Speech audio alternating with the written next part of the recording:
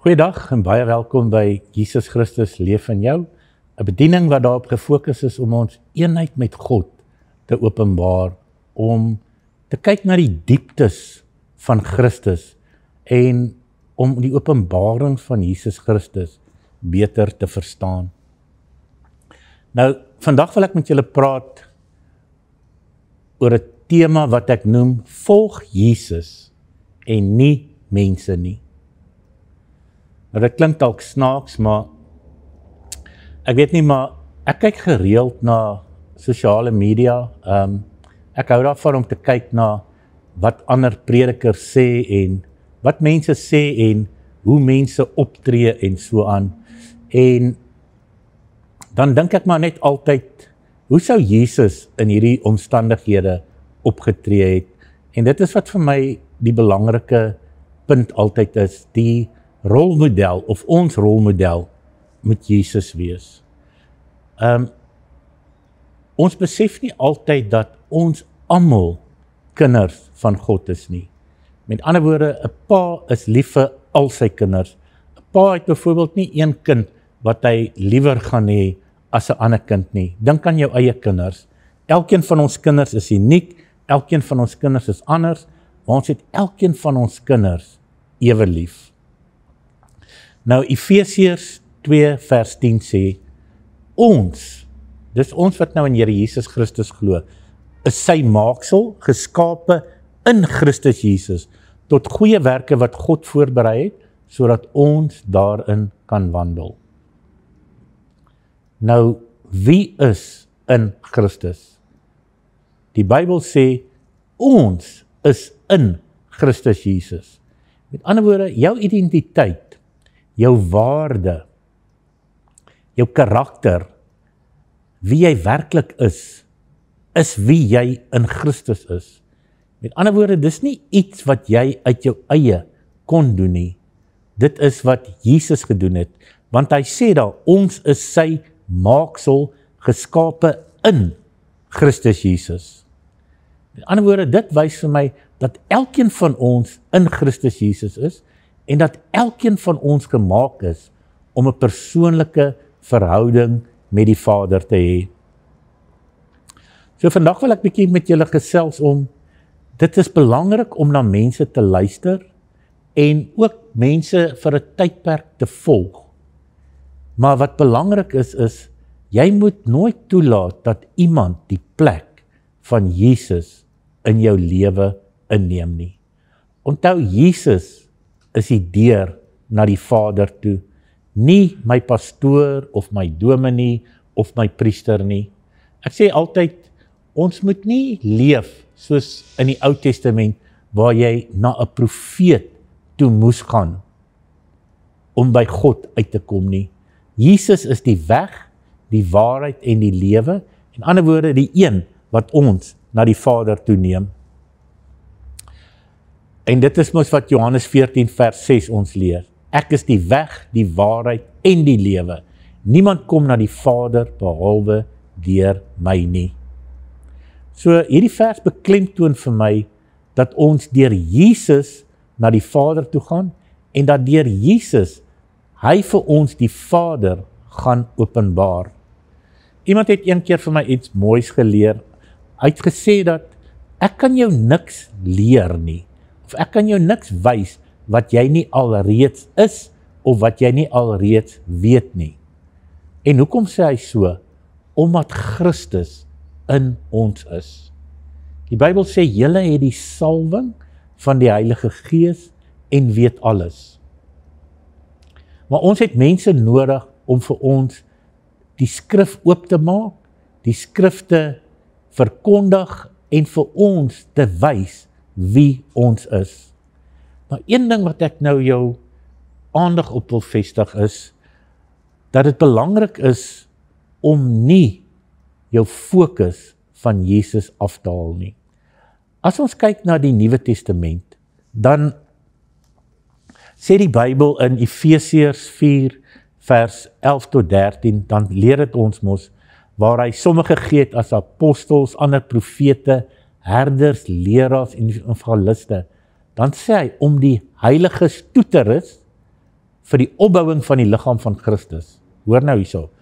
Totdat ons almal kom, almal, letterlik almal, tot die eenheid van die geloof en die kennis van die Seun van God, tot 'n volwasse man, tot die mate van die volle grootte van Christus. Nou daar's vir my 'n geheimenis in hierdie vers, die kennis van die Seun van God, nie kennis oor die Seun van God nie. Mense kan jou vertel van Jesus, hulle kan jou vertel oor Jesus, hulle kan vir jou die evangelie verkondig, maar die kennis van Jesus, dit is die verskil, dis waar die Heilige Gees in ons leef, en nou ons vir ons kom openbaar, nie oor wat Jesus geweet het nie, maar wat Jesus geweet het. En dit is baie belangrik. Nou, as die Bybel praat van die apostels, profete, herders, evangeliste en leraars, dis alles ampte, maar daai 5 ampte is wat? Dit is om die seuns wakker te maak. Wat is die grootste titel? 'n apostel of 'n seun van God? 'n priester of 'n seun van God? 'n herder of 'n seun van God? Evangelis of 'n seun van God? Kan jy sien, daar's ampte in die kerk, maar daai ampt definieer jou nie. Die Bybel sê, julle is almal seuns van God, deur julle geloof in die Here Jesus Christus.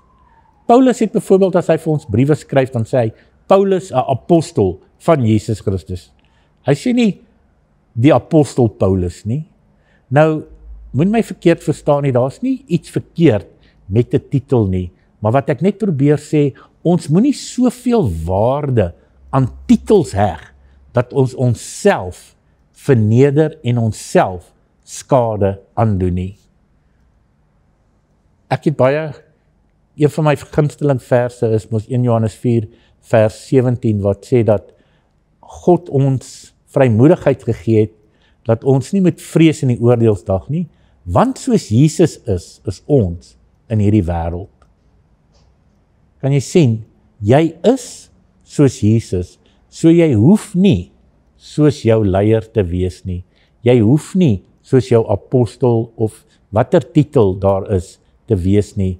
Ons moet soos Christus wees, ons moet soos Jesus wees, en dit is vir my wat so belangrik is, en dit is baie belangrik om nie mense op te hef, mense te aanbid nie, want die Bybel is duidelik, julle is almal broers, julle is almal kinders van God. Hoor nou hierso, dit is baie belangrik om hierdie boodskap te verstaan, want onthou, ons moet groei tot die mate van die volle grootte van Christus, en dit is baie belangrik. Nou, die wêreld lei ons dikwels in die gedagte dat ons waarde afhang van mense. Met ander woorde, die erkenning wat mense ons gee, of die erkenning wat die leiers ons gee. Maar hoor wat sê die Bybel in 1 Korintiërs 4 vers 7. Wat het jy ontvang? Of wat het jy wat jy nie ontvang het nie?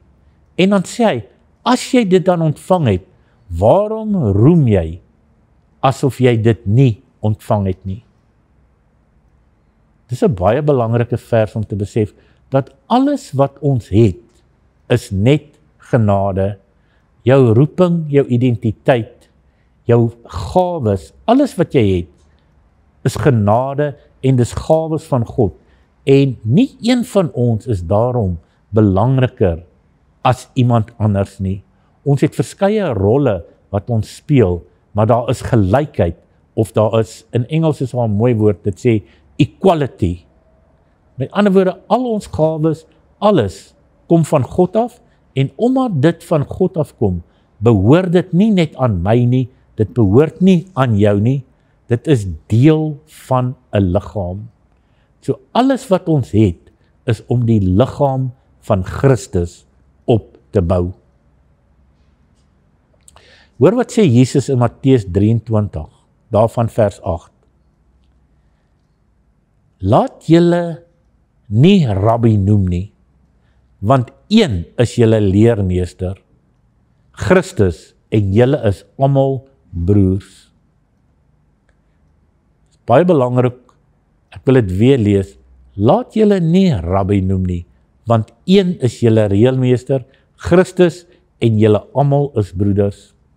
En hierso kom nou die groot verskil vir my, tussen die wêreld en die kerk.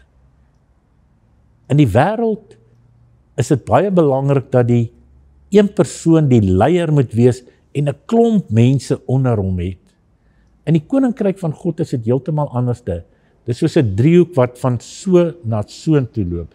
Met ander woorde, die persoon wat onder is, Christus, sy plig, sy verantwoordelikheid, sy begeerte is om almal op te lig en om almal te verlig, om almal se verstand te verhelder, om almal so te verlig dat hulle kom tot die eenheid van die geloof en van die kennis van die Seun van God. Dit is die belangrikste. Ons moet vir mense leer dat elke mens in God se beeld en gelykenis gemaak is en dat daar nie een mens is wat belangriker is as 'n ander mens nie. Dan gaan hy aan te sê, die grootste van julle moet julle dienaar wees. En hy wat homself verhoog, sal verneder word, en wie homself verneder, sal verhoog word. So, die evangelie van Jesus Christus gaan nie oor titels nie. Dit gaan nie oor om een persoon te verhoog nie. Dit gaan oor 'n liggaam, en hierdie liggaam is die liggaam van Jesus Christus. En daar's net een hoof. Hoor nou wat ek vir jou sê. Daar's een hoof en sy naam is Jesus Christus. Hy is die koning van die konings. Met ander woorde, hy is die een na wie ek opkyk. Hy is die een vir wie ek kan bid, want die Bybel sê, elke knie sal buig en elke tong bely dat Jesus Christus die Here is. So dis belangrik om te besef dat ons verlosser, ons koning, sy naam is Jesus. En nou wil ek wil nie hierdie sê om mense te ontstel nie, maar ek wil dit net sê om jou net anders te laat dink. As ons kyk na die evangelie van Jesus Christus en waaruit dit bestaan, dit gaan ons oor die drie eenheid, die Vader, die Seun en die Heilige Gees, en dat God gekom het om alles op die hemel en op aarde onder een hoof in Christus te verenig. So dit is die doel van hierdie evangelie.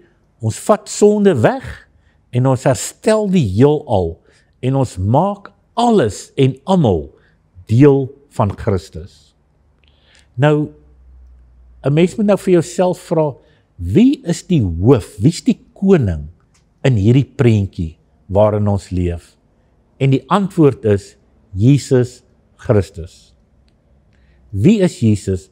Hy is die koning van die koning, hy is die Seun van God, hy is een met God, hy is God.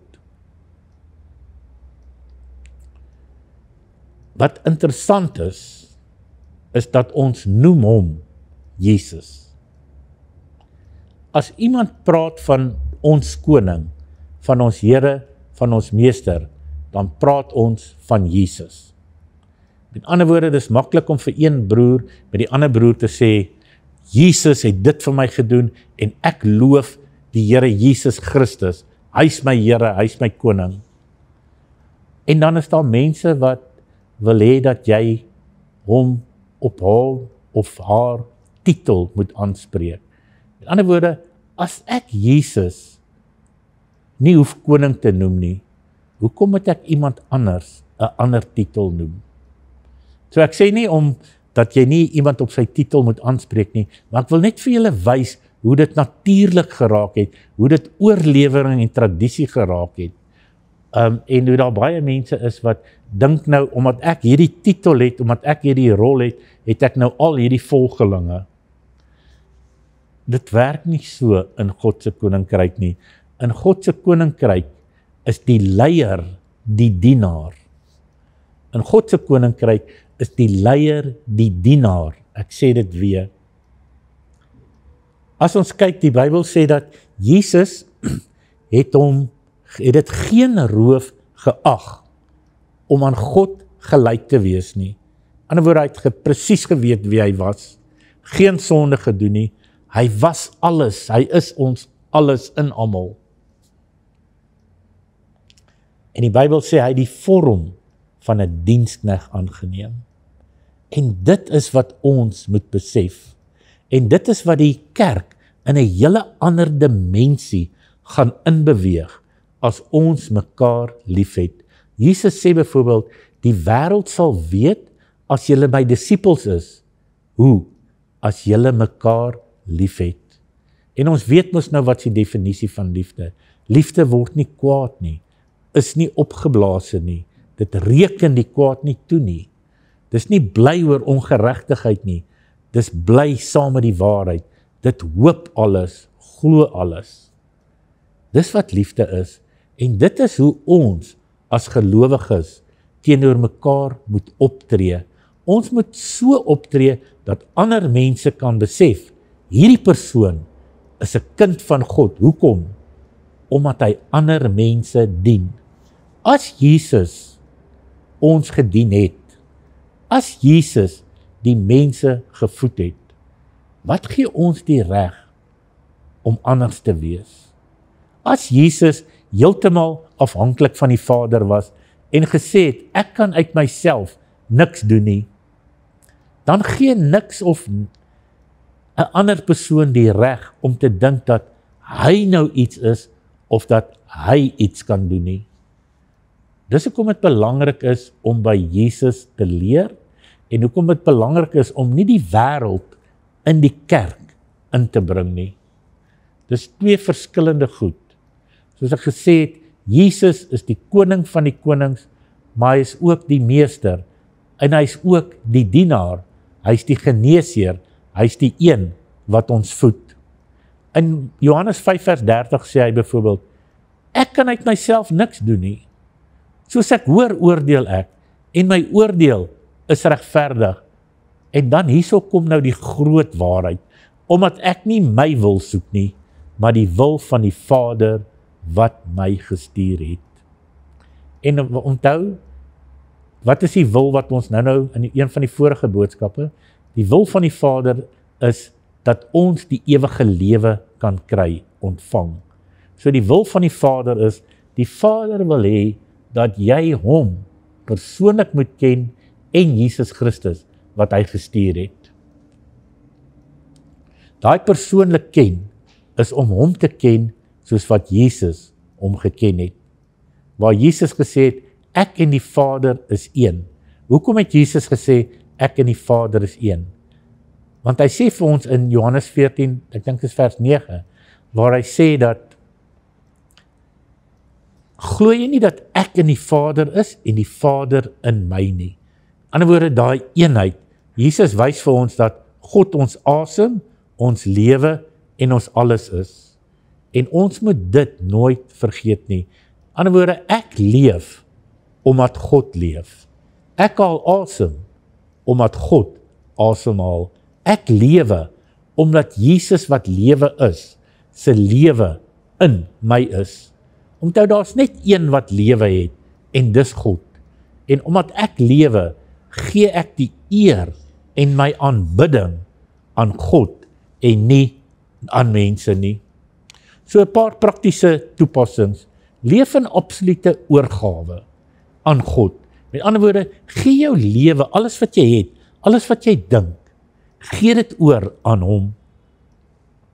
Soek die waarheid in die woord. Ek sê altyd, leer by mense, maar as jy God wil persoonlik beleef, moet jy self die woord gaan lees, jy moet dit self bestudeer. Psalm 46 sê, be still and know that I am God.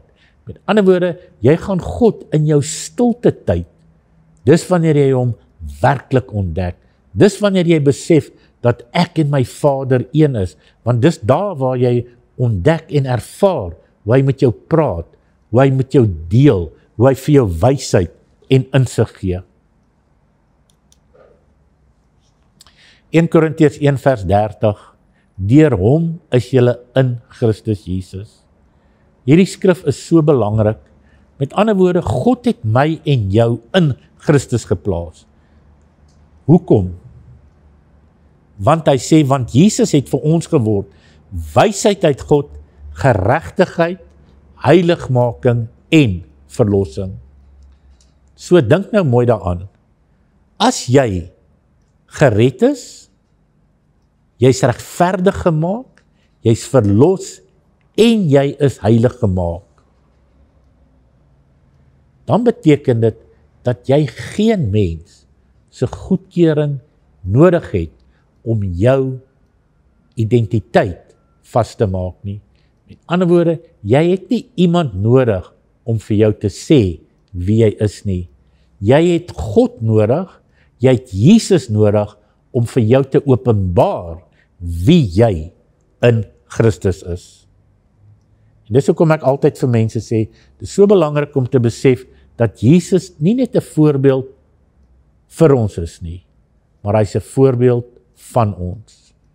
Hy's die enigste een wat vir ons kom wys het wie die Vader is, hoe die Vader optree, omdat hy uit die Vader uitkom, en die groot verskil tussen Jesus en enige ander mens, Jesus was nie dubbelhartig nie.